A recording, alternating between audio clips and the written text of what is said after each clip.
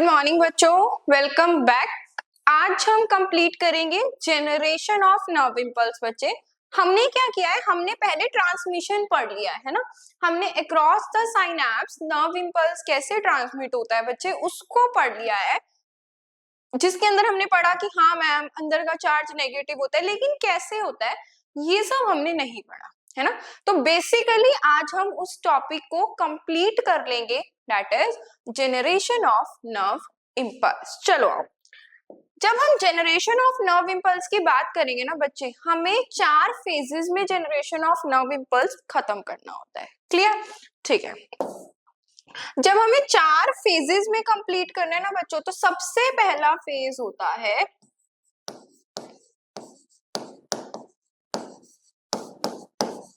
Resting phase. सबसे पहला phase कौन सा है? रेस्टिंग फेज हमारा। क्लियर? जब न्यूरॉन कोई भी इंपल्स कंडक्ट नहीं कर रहा भाई, हम उसे क्या बोल रहे हैं? Resting phase. क्या बोल रहे हैं उसे? Resting phase. ये तो पॉइंट बहुत अच्छे से क्लियर है। ठीक है। सेकंड फेज बच्चे, सेकंड फेज डीपोलराइज्ड,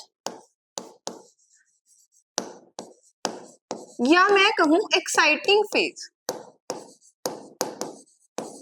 मतलब जब तुम्हारा न्यूरॉन इंपल्स कंडक्ट करना शुरू कर रहा है। क्लियर? क्लियर? नेक्स्ट पॉइंट बच्चे, नेक्स्ट पॉइंट, थर्ड पॉइंट, या मैं कहूं थर्ड फेज, दोबारा से रेस्टिंग फेज पे वापस आ जाती है मेम्ब्रेन। दैट इज अच्छा ठीक है, इसे हम बोलते हैं पोलराइज्ड। क्या बोलते हैं?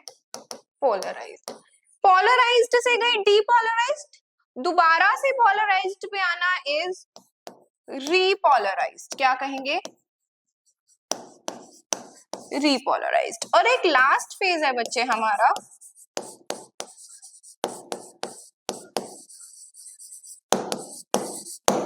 हाइपरपोलराइज्ड। क्लियर? तो आज हम इन 4 फेजेस को डिस्कस करेंगे। चलो स्टार्ट करते हैं हम अपने कहां से? रेस्टिंग फेज से। सबसे फर्स्ट फेज क्या है बच्चे? Resting phase. तो first phase is resting phase. Clear? बच्चे रेस्टिंग फेज में हम मेम्ब्रेन को क्या बोलते हैं? Polarised membrane. कैसे मेम्ब्रेन बोलते हैं? Polarised membrane.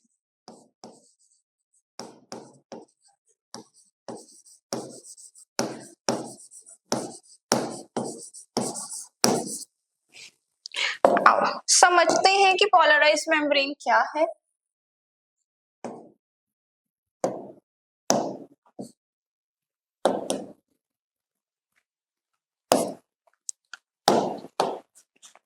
Resting membrane potential, या जिसे हम बोले रेस्टिंग मेम्ब्रेन, या हम कहें पोलराइज्ड मेम्ब्रेन। क्लियर हो? चलो आओ देखो, हम बनाते हैं भाई, सिर्फ एक्सोन बना रही हूँ बच्चे, क्योंकि बेसिकली आपको आगे के इवेंट्स में पढ़ा चुकी हूँ कैसे क्या हो रहा था, बट हम बात कर लेते हैं एक्सोन की। ठीक है बच्चों, आओ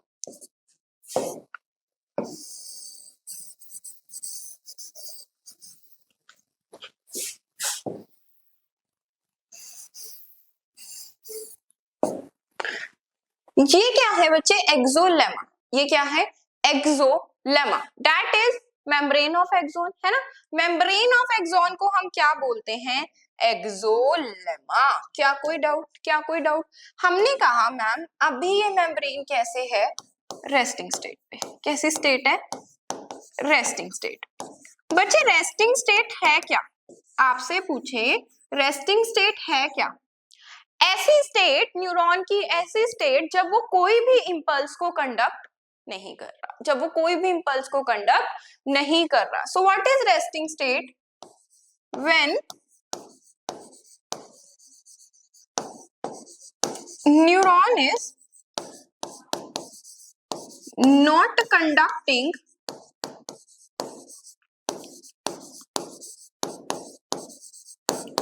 एनी इंपल्स। पहली बात, क्या रेस्टिंग मेम्ब्रेन का मतलब समझ आ गया?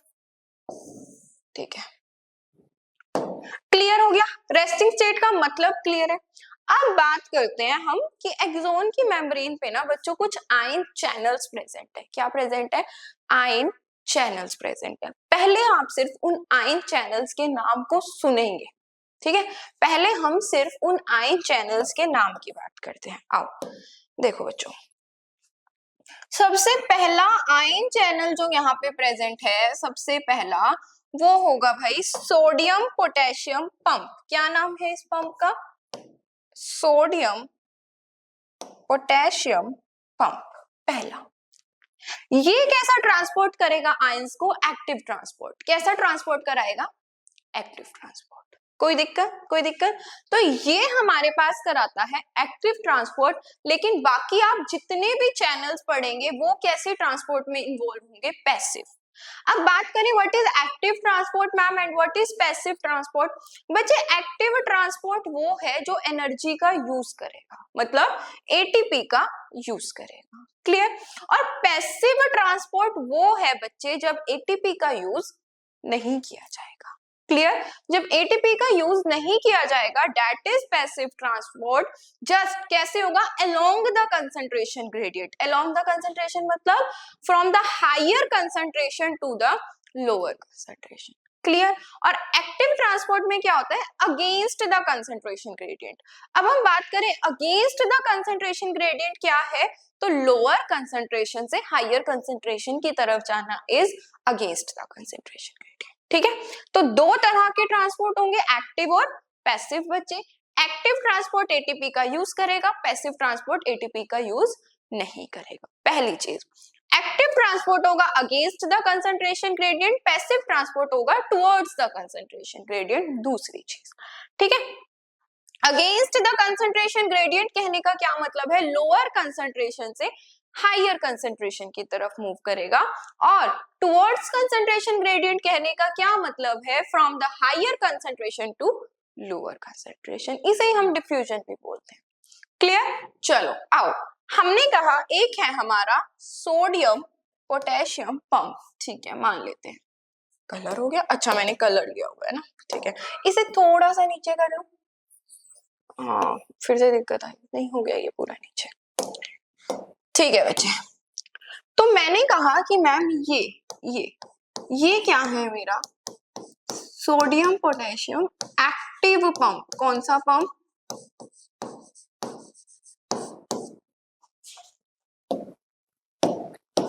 This is sodium potassium active pump. कोई दिक्कत? पहला पंप क्लियर। मैं फंक्शन में बताऊंगी सबके। क्लियर? अब बच्चे एक और चैनल्स प्रेजेंट होते हैं इस मेम्ब्रेन पे।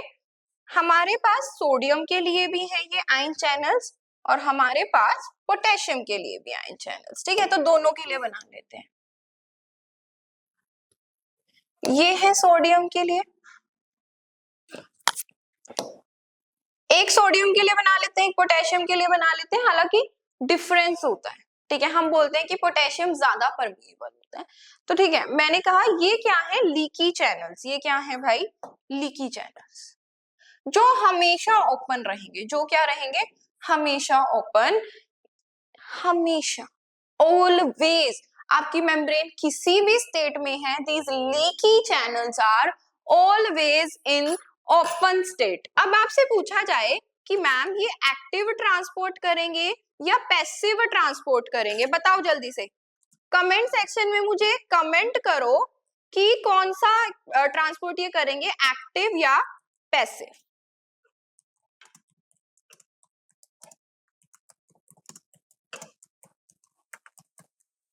बिल्कुल बच्चे, कैसा ट्रांसपोर्ट करते हैं? ये करते हैं भाई पैसिव ट्रांसपोर्ट। कैसा ट्रांसपोर्ट करेंगे?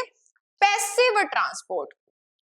तो हम क्या कहेंगे कि कुछ हमारे पास सोडियम के चैनल्स होते हैं मैम और कुछ हमारे पास पोटेशियम के। एक काम करते हैं, मैंने तुम्हें पहले ही कहा कि पोटेशियम ज्यादा परमिएबल है और पोटेशियम के लीकी चैनल्स थोड़े ज्यादा बना लेते हैं। तो बच्चे देखो ये क्या है, अलग अलग कलर से ही लिख लेते हैं, मेम्ब्रेन का कलर है ये है हमारे पास सोडियम का चैनल, ये है हमारे पास पोटेशियम का चैनल और ये भी है हमारे पास पोटेशियम का चैनल। लेकिन ये कौन से चैनल ही हैं? ये कौन से चैनल्स हैं?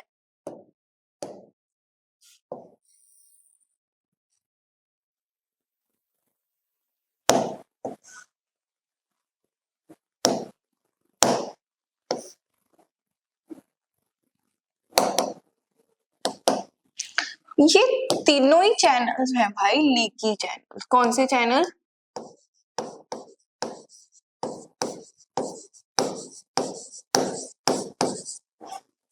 दीज आर बच्चों लीकी चैनल्स। क्लियर? क्लियर। अब हमारे पास एक तरह के चैनल्स और हैं जिन्हें हम बोलते हैं वोल्टेज गेटेड चैनल्स। बच्चे कौन से चैनल्स? ये है हमारे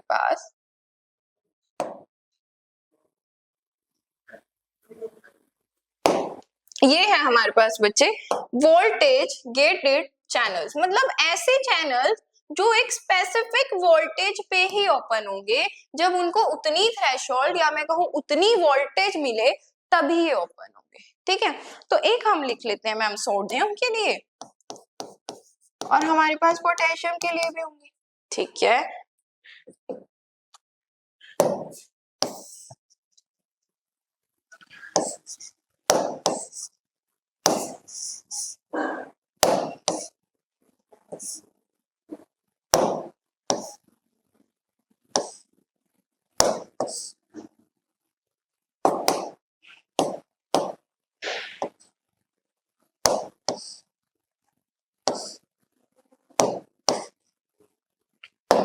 ठीक है बच्चों, ये कौन से चैनल है? ये है voltage gated channels. These are बच्चे voltage gated channels.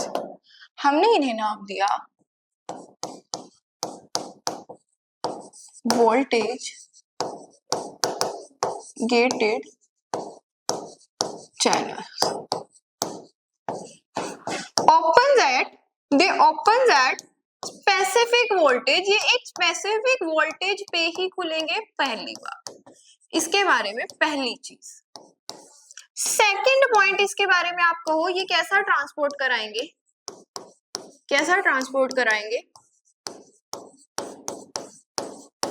Passive transport. क्या कोई दिक्कत नहीं? चलो, लीकी चैनल्स। लीकी चैनल्स बच्चे, leaky channels are always open. They are always open. First point. कैसा ट्रांसपोर्ट कराएंगे? पैसिव। कैसा ट्रांसपोर्ट कराएंगे भाई? Passive transport. कोई दिक्कत नहीं? नेक्स्ट पॉइंट पे चलो। This sodium potassium active pump, ये कैसे ट्रांसपोर्ट में इन्वॉल्व होगा? Active transport. कैसा ट्रांसपोर्ट? Active transport. कितने एटीपी का यूज करेगा? एक एटीपी। अब ध्यान से सुनना, तुम्हें सारे पंप्स का काम समझ आ जाएगा। मैं बोल रही हूँ जब रेस्टिंग मेम्ब्रेन होती है, जब न्यूरॉन कोई भी इंपल्स कंडक्ट नहीं कर रहा। ठीक है, तो ये है एक्सोप्लाज्म। ये फ्लूइड क्या है भाई? दिस इज हमारा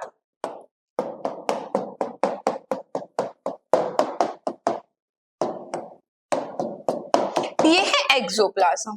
ठीक है बच्चे, और ये यहाँ पे है हमारा एक्स्ट्रा सेलुलर फ्लूइड। ये है एक्स्ट्रा सेलुलर फ्लूइड और ये है भाई एक्सोप्लाज्म।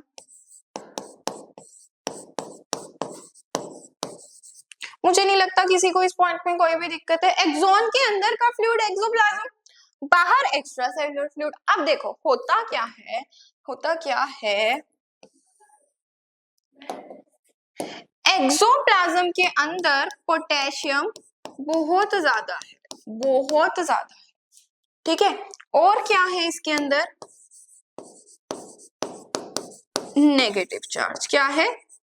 Negative charge. कोई दिक्कत? मैंने कहा इस एक्सोप्लाज्म के अंदर पोटेशियम की कंसंट्रेशन बहुत ज्यादा है। ठीक है, और नेगेटिव चार्ज क्या? नेगेटिव आयंस की कंसंट्रेशन बहुत ज्यादा है। और बाहर बाहर बच्चों सोडियम की कंसंट्रेशन मोर है देन पोटेशियम से। क्या कोई दिक्कत? मैंने कहा यहाँ सोडियम ज्यादा है पोटेशियम से और यहाँ पोटेशियम ज्यादा है सोडियम से। कोई दिक्कत? अगली चीज समझना मैं क्या बोल रही हूँ। मैं बोलती हूँ कि एट रेस्टिंग पोटेंशियल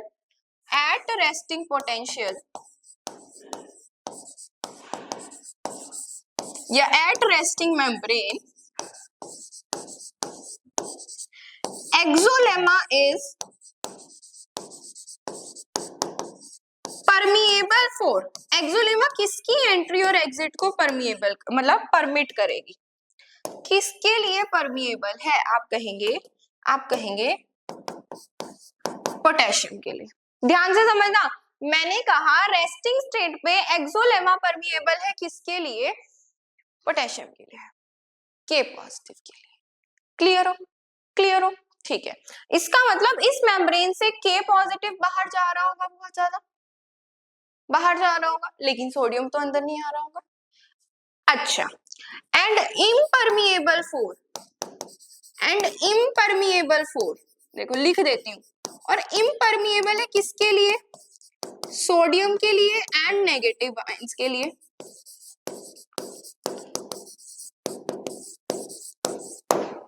सोडियम के लिए और नेगेटिव आयंस के लिए। क्लियर? मतलब ये मेम्ब्रेन ना तो सोडियम की एंट्री को परमिट कर रही होगी, ठीक है, ना ही नेगेटिव चार्ज को बाहर जाने दे रही होगी। इतनी चीज भी क्लियर है? इतनी चीज भी क्लियर है। लेकिन पोटेशियम क्या कर रहा होगा? बाहर जा रहा होगा। पोटेशियम क्या कर रहा होगा? बाहर जा रहा होगा। क्या इतनी पॉइंट्स में किसी को कोई दिक्कत है? कहीं समझने में कोई दिक्कत है तो मुझे अभी बता दो। तुम कमेंट सेक्शन में कमेंट कर सकते हो कि क्या चीज की एक्सप्लेनेशन आपको दोबारा चाहिए। ठीक है, चलो अब हम बात करते हैं। देखो अब यहाँ पे क्या क्या ओपन है, समझना बहुत ध्यान से। ये वाला कलर यूज कर लेते हैं, समझो। ये सारी कहानी शायद तुम्हें क्लियर होगी है। अब समझो ये क्या कर रहा होगा? दिस सोडियम पोटेशियम का पंप, मैंने कहा ये अगेंस्ट कंसंट्रेशन ग्रेडियंट काम करता है, पहले ही बताया। तो ये क्या कर रहा होगा? अंदर सोडियम कम है, बाहर सोडियम ज्यादा है, तो ये तो अगेंस्ट द कंसंट्रेशन ग्रेडियंट काम करेगा, लोअर से हायर की तरफ फेंकेगा। तो ये क्या करता है? बाहर फेंकता है कितने सोडियम?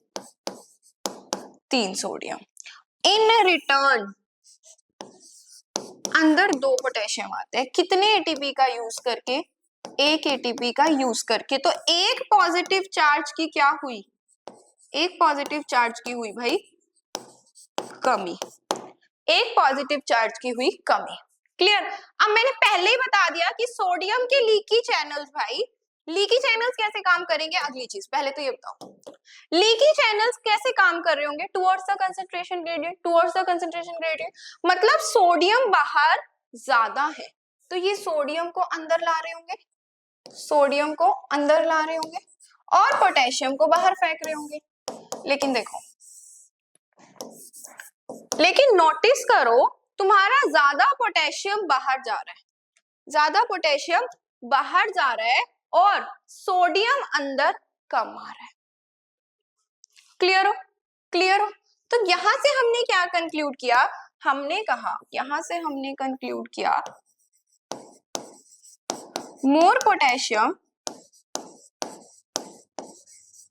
रश आउटसाइड, है ना, एंड लेस सोडियम एंटर्स। बाहर पोटेशियम ज्यादा गया लेकिन अंदर सोडियम कम आया। हम लिख लेते हैं क्या? तुम्हें क्लियर है वैसे। As a result positive charge कम है अंदर, पॉजिटिव चार्ज कम है अंदर। तो रेस्टिंग स्टेट पे क्या होगा भाई? इतनी सारी कहानी के बाद शायद तुम क्लियर हो कि अंदर इनसाइड मेम्ब्रेन कैसी होगी बच्चों? नेगेटिव। इनसाइड मेम्ब्रेन कैसी है? नेगेटिव। और बाहर की मेम्ब्रेन कैसी है? बाहर की मेम्ब्रेन कैसी है? पॉजिटिव। देखो ज्यादा सोडियम बाहर, ज्यादा पोटेशियम बाहर। क्लियर हो? ज्यादा सोडियम बाहर, ज्यादा पोटेशियम बाहर, जिस वजह से बाहर पॉजिटिव चार्ज क्या है? ज्यादा है और अंदर पॉजिटिव चार्ज कम है। इसका मतलब अंदर क्या है? नेगेटिव चार्ज है। क्लियर? तो एक ऐसा पोटेंशियल या charge difference between the inside and outside membrane, the charge difference लिख लेते हैं हम इसे, charge difference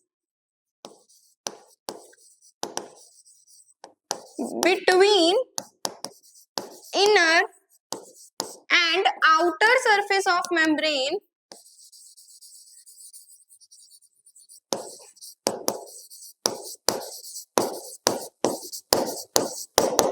is called potential difference. क्या बोलते हैं हम इसे? पोटेंशियल डिफरेंस या मेम्ब्रेन का पोटेंशियल।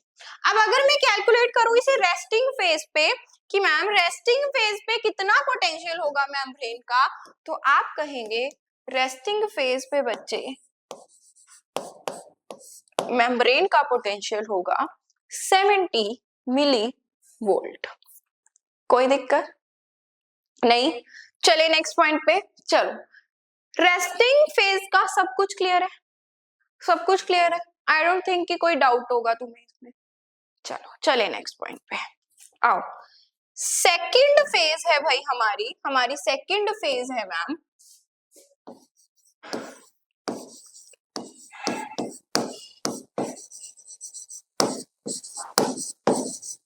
डीपोलराइज्ड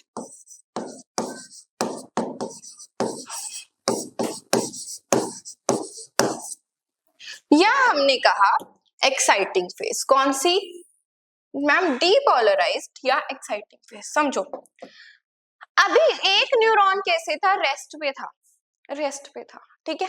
लेकिन हुआ क्या? बाहर से इंपल्स आ गई। बाहर से क्या आई? इंपल्स आई। मैंने तुम्हें पहले ही बताया है, जैसे ही बाहर से इंपल्स आती है सोडियम के चैनल्स ओपन हुए, है ना, साइनेप्टिक वेसिकल्स फ्यूज हुई, कैल्शियम के चैनल्स ओपन हुए, तो क्या हुआ? कैल्शियम एकदम से रश किया, ठीक है। बनाना है वो चीज या क्लियर है? क्लियर है ना? तो कैल्शियम रश किया। कैल्शियम और सोडियम एक ही जगह कंसंट्रेट नहीं हो सकते, चार्ज फैलेगा, ठीक है। चार्ज की क्या होगी? इधर उधर फैलना, जिसकी वजह से +10 मिलीवोल्ट का पोटेंशियल चेंज होता है। इसे हम बोलते हैं थ्रेशोल्ड स्टिमुलस, ठीक है। +10 से +15 का पोटेंशियल चेंज होना बहुत नेसेसरी है। हम बोलते हैं कि जैसे ही -70 से -60 हुआ तो इंपल्स क्या हुई? कंडक्ट होनी शुरू हो गई। इंपल्स क्या हुई? कंडक्ट होनी शुरू होगी। तो हम पहला पॉइंट लिखते हैं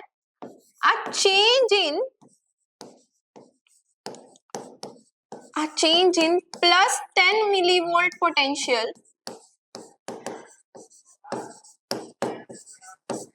is enough to start impulse conduction.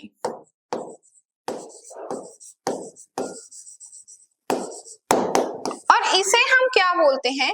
इसे हम बोलते हैं थ्रेशोल्ड स्टिमुलस।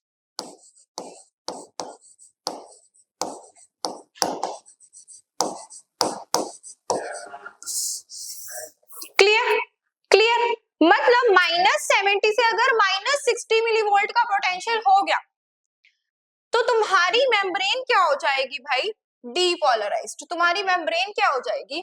डीपोलराइज्ड। तो -70 + 10 इज इक्वल टू -60 मिलीवोल्ट। अब हम इसको रेंज ले लेते हैं कि -55 से -60। क्लियर हो? समझना क्या होता है, बहुत ध्यान से समझ लेना। फिर से ये हमारी क्या है भाई? मैम ये है एक्सोन की मेम्ब्रेन। ये क्या है? एक्सोन की मेम्ब्रेन। चलो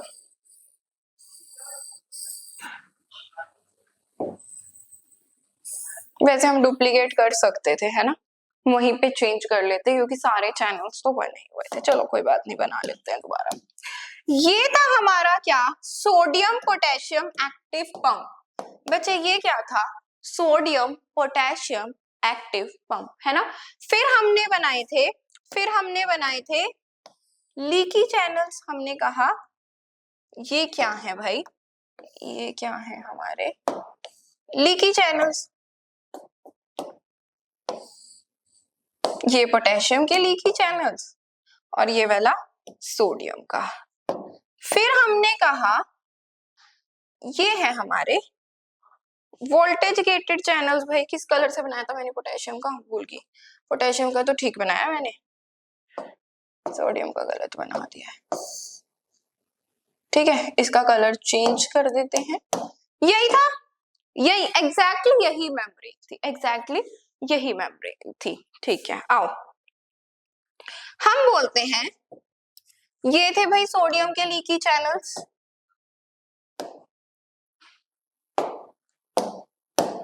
ये है हमारे सोडियम के लीकी चैनल्स, ये है हमारे पोटेशियम के लीकी चैनल, ये है हमारे सोडियम का वोल्टेज गेटेड चैनल, और ये है हमारे पोटेशियम का वोल्टेज गेटेड चैनल। ठीक है, अगर हम इस फेज की बात करें तो देखो यहाँ पे एक्टिव पंप भी चालू है, लीकी चैनल्स भी चालू है, लेकिन दोनों वोल्टेज गेटेड चैनल्स क्या है, बंद है। ना तो सोडियम का वोल्टेज गेटेड चैनल चल रहा है और ना ही पोटेशियम का वोल्टेज गेटेड चैनल चल रहा है। क्लियर है, क्लियर है। चलो नेक्स्ट पे आओ, जब हम नेक्स्ट पे जाते हैं हमने क्या कहा, सबसे पहली चीज क्या हुई, यहाँ पे आई इंपल्स, क्या आई, इंपल्स। जैसे इंपल्स आई -70 से पोटेंशियल कितना हो गया, -60 मिलीवोल्ट हो गया, हो गया। बच्चे देखो होगा क्या, ध्यान से समझो, सबसे पहले ये पंप क्या हो गया, ये पंप क्या हो गया, फर्स्ट स्टेप में ये हुआ डीएक्टिवेट, ये हुआ डीएक्टिवेट, डीएक्टिवेट हुआ। ये तो चल ही रहे हैं, ये तो चल ही रहे हैं भाई, ये तो चल ही रहे हैं। सोडियम अंदर आ रहा है, पोटेशियम बाहर जा रहा है, पोटेशियम बाहर जा रहा है। तो सेकंड स्टेप में हम लिखते हैं कि leaky channels are always open, leaky channels are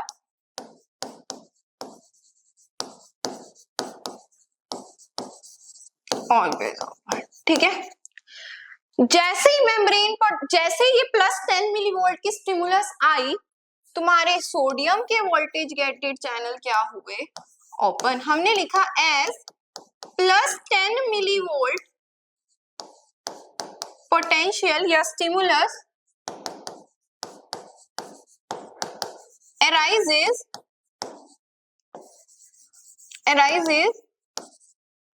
voltage gated channels for sodium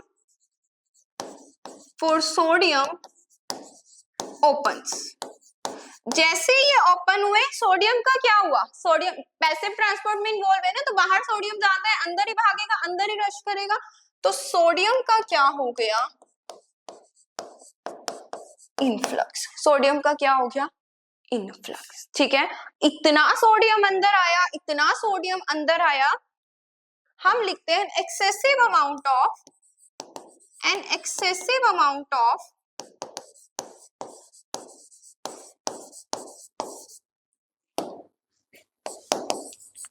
sodium rush inside। ठीक है, जैसे ही हुआ मेम्ब्रेन का पोटेंशियल, मेम्ब्रेन पोटेंशियल क्या हुआ,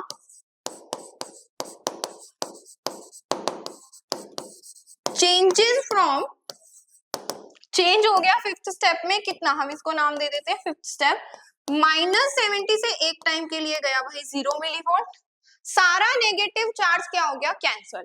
फिर और ज्यादा पॉजिटिव चार्ज अंदर आया तो कितना गया, +30 मिलीवोल्ट। कितना गया, +30 मिलीवोल्ट। क्लियर है।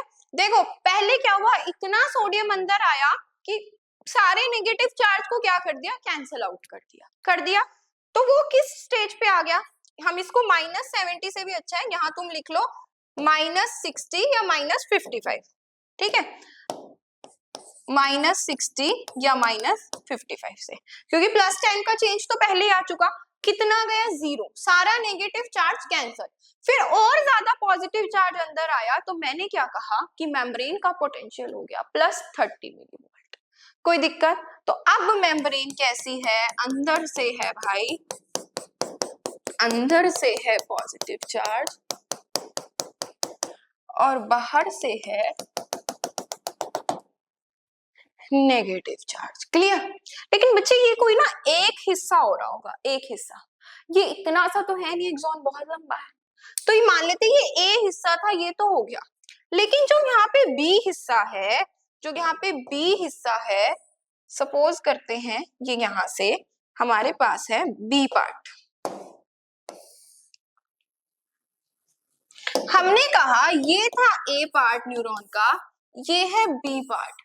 यहाँ पे अभी भी पोटेंशियल, ये अंदर का चार्ज नेगेटिव है और बाहर का क्या है, पॉजिटिव है। तो एक जगह से दूसरी जगह इंपल्स जाएगी, ये सारा प्रोसेस दोबारा होता चला जाएगा, होगा। एक न्यूरॉन के अंदर इंपल्स कैसे मूव करेगी बच्चे, पॉजिटिव से नेगेटिव चार्ज, फिर से पॉजिटिव टू नेगेटिव। क्लियर है। तो ये वाली क्या होती चली जाएगी, वापस से -70 पे आती चली जाएगी और ये +30 पे। क्लियर, -70 +30, फिर दोबारा जब ये आगे इंपल्स डालेगी तो वो क्या हो जाएगी, +30 हो जाएगी -70। और इसी चीज को हम बोलते हैं रीपोलराइजेशन। क्या बोलते हैं, रीपोलराइजेशन। बात समझ आई, बात समझ आई। तो नेक्स्ट फेज हम पढ़ेंगे बच्चों, नेक्स्ट फेज हम पढ़ेंगे ma'am repolarisation.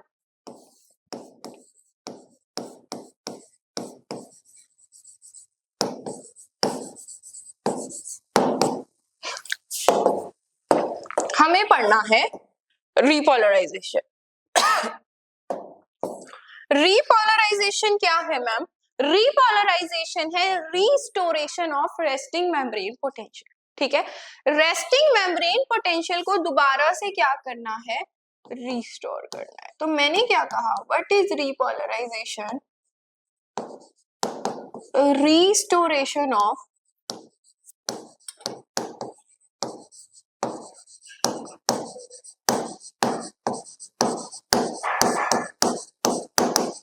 Resting membrane potential. ठीक है, कितना कितना,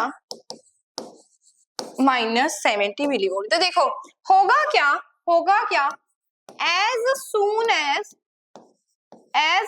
एज जितनी जल्दी मेम्ब्रेन का पोटेंशियल पहुंचा +30 मिलीवोल्ट, जैसे ही मेम्ब्रेन का पोटेंशियल कितना पहुंचा +30 मिलीवोल्ट, हमारे पास क्या हो गए, voltage gated channels for potassium opens and for sodium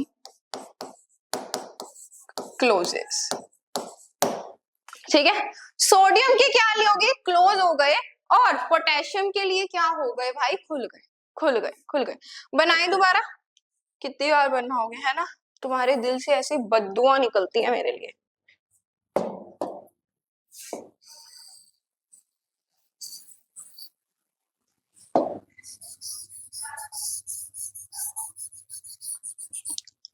चलो भाई, हमने कहा यहाँ पे था मैम, यहाँ पे था सोडियम पोटेशियम का पंप, जो पिछली फेज में क्या हो गया था, डीएक्टिवेट। भाई ये थे leaky channels which are always open, है ना, leaky channels which are always open.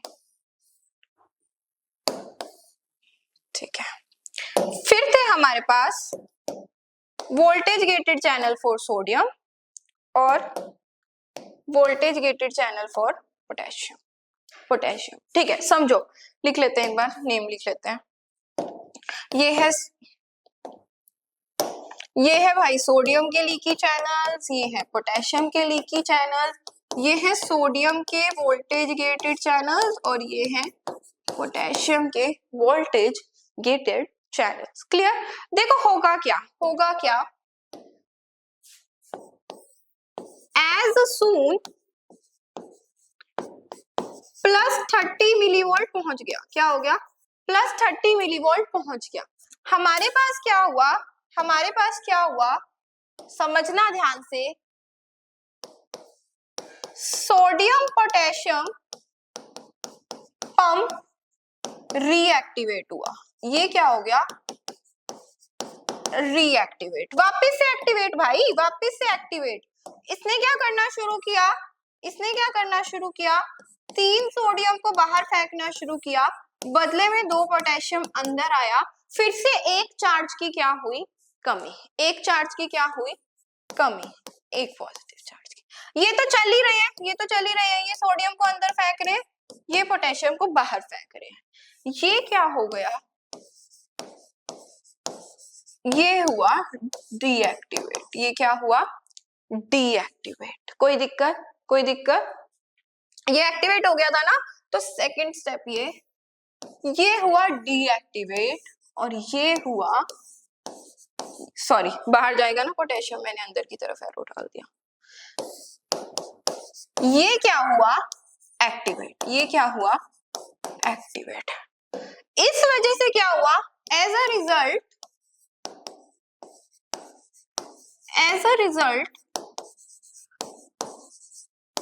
more positive charge moves outside। ज्यादा पॉजिटिव चार्ज क्या हो गया? बाहर चला गया। रीस्टोरिंग, इस वजह से क्या हुआ? रीस्टोर हो गया। Restoring -70 millivolt. इसका मतलब अब हो गई अंदर की मेम्ब्रेन नेगेटिवली चार्ज और बाहर की मेम्ब्रेन, बच्चों बाहर की मेम्ब्रेन पॉजिटिवली चार्ज। क्या कोई दिक्कत? क्या कोई दिक्कत? अब होगा क्या? ये थी हमारी रीपोलराइजेशन। यहां तक रीपोलराइजेशन बिल्कुल अच्छे से कंप्लीट है। एक लास्ट फेज पड़ी है तुम्हारी हाइपरपोलराइजेशन, वो मैं यही कंप्लीट करूंगी, दूसरी स्लाइड का यूज नहीं करेंगे हम उसके लिए। देखो हुआ क्या? कुछ नहीं हुआ, जस्ट हुआ इतना कि कभी कभी तुम्हारे जो पोटेशियम के चैनल्स थे, वोल्टेज गेटेड चैनल्स थे, वो लंबे समय तक ओपन रह गए।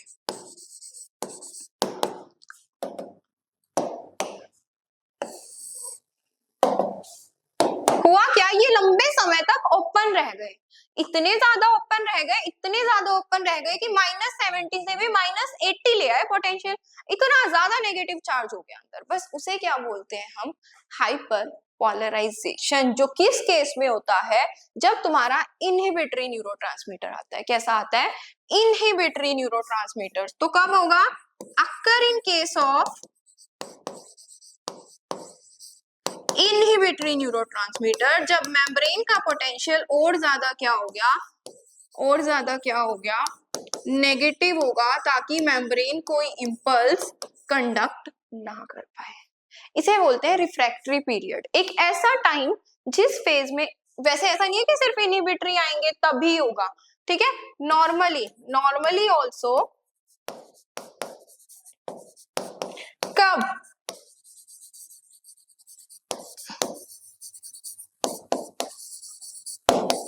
रिफ्रैक्टिव पीरियड, ठीक है।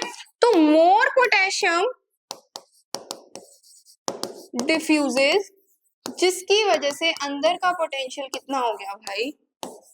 -80 मिलीवोल्ट। इसे हमने कहा हाइपर पोलराइजेशन। क्या कहा? Hyperpolarisation. कोई दिक्कत? कोई दिक्कत? ये सारा प्रोसेस तुम्हारा रेस्टिंग, डीपोलराइज्ड, रीपोलराइज्ड, हाइपरपोलराइज्ड 1 से लेके 5 मिलीसेकंड के बीच कंप्लीट हो जाता है। कितने? 1 से लेके 5 मिलीसेकंड के बीच बच्चों क्या हो जाता है? कंप्लीट। ठीक है, आओ हम देखते हैं इसकी ग्राफिकल रिप्रेजेंटेशन। क्या देखोगे इसकी?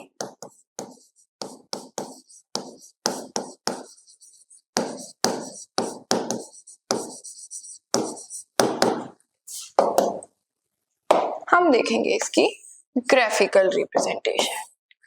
पूछ ली जाए तो तुम्हें कंफ्यूज नहीं होना, इसलिए बता रही हूँ। चलो समझो।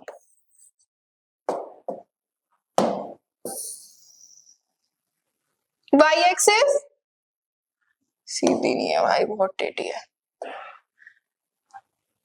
सीधी है? टेढ़ी है ना?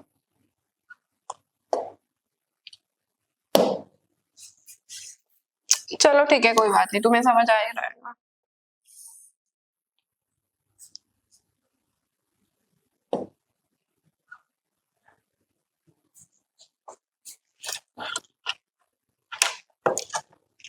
ठीक है, ग्राफिकल रिप्रेजेंटेशन। आओ, जब हम इसकी ग्राफिकल रिप्रेजेंटेशन की बात करते हैं, सबसे पहला यहां बना लेते हैं भाई।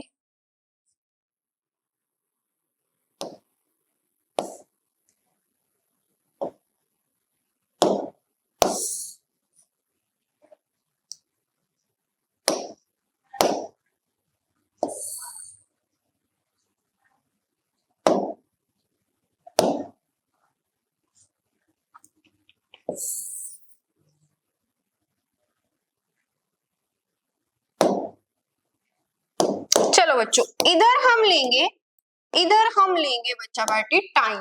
इधर हम क्या लेंगे? टाइम। किसमें? मिली सेकेंड्स में। किसमें लोगे? मिली सेकेंड्स। ठीक है। और इधर आप लोगे मेम्ब्रेन का पोटेंशियल। क्या लेंगे हम?